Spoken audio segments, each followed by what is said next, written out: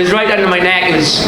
It was squeezing a little bit, but I knew if I stayed in half guard that I'd be all right. And well, I thought that, and the next round it would start getting tighter and tighter, and I could hear the crowd reacting. And I just thought, well, there's no way I'm tapping in front of these lots. So it was like, you're either going to get out or you're going to go to sleep. And next round, my head popped up. So, but yeah, it was close. It was close, but not close enough. So overall, pleased with the performance, even though you did get into some of those situations, like you mentioned, getting stuck in that choke. Say again. I was overall pleased with the performance, even after getting stuck in those chokes. Yeah, I mean, just a little bit slow to start. He was unorthodox. I knew that coming in. It took me a little bit longer to get a read on him. He changed his angles and his attack up a lot.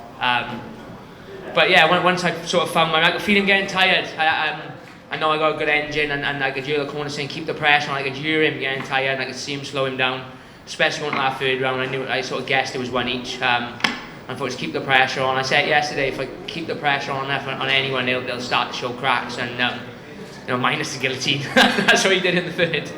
And then you mentioned those fans. In fights in Las Vegas, you don't really see full venues this early on the fight card. It seems pretty full out there from the first fight. So what did you make of the crowd? Yeah, they knew the tank was on early, didn't I? I told Dana if he want him in there from the start, put me on early. But no, that's the UK crowd feel. That's wherever you go in the UK, wherever the card is, wherever it's strong, weak.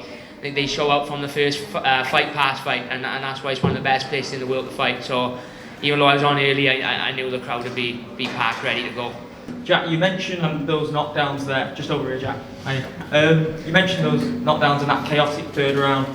Is there a sense of you that you enjoyed the chaos in there, biting down on that mouthpiece and just throwing down? And were you surprised that you was able to endure that at that point of the fight? Was I surprised I was able to? No, your opponent. Yeah, look. Like I may not be the most brash of personalities and this loudmouth. I don't talk a lot of trash. But I grew up in martial arts where it was just train and fight, train and compete, train and fight. So although I don't come across as that type, I know if it comes down to it, I can grind it out and bite down and fight with the best. I've been doing it all my life, and it's second nature to me. Again, I don't look the type, I know, but if that's what I gotta do, that's what I gotta do. And he didn't surprise me that he didn't do it. Coming from the area of the world he comes from a great gym with Mark Henry and Frankie Edgar and all those guys. I knew he was going to be tough. You only got to watch his last couple of fights, so I knew he wouldn't go away easy. I did think on that third knockdown and he was going to be out there, cracked him on his way up. But yeah, all credit to him, he was tough. I don't know how he thought he won the third round at the end. I know I heard him complain a little bit, but no, credit to him, he's a tough guy. Obviously, everybody would like a finish, but those sorts of fights that go the distance where you really test yourself against a tough opponent, is there a sense of achievement in that, in grinding out a war like that and learning a lot about yourself in the process as well?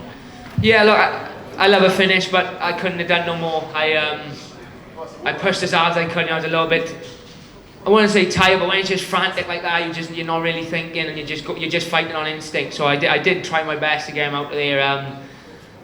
Couldn't put him away. No, I'd love to have put him out there, but I just couldn't. I couldn't have physically pushed any harder to try and put him away. And he was a tough little fucker. Fair play to him. Well done on a hard fought win. Thank you. Jack, are you right? Jack. Sorry, Lou. Congratulations on the win, buddy. 16-0, really tough fight, close rounds. Can you just tell us your assessment of what Valiev was like in there for you and where you put on the rankings of the guys you've faced in the past? Yeah, toughest test to date by a long stretch.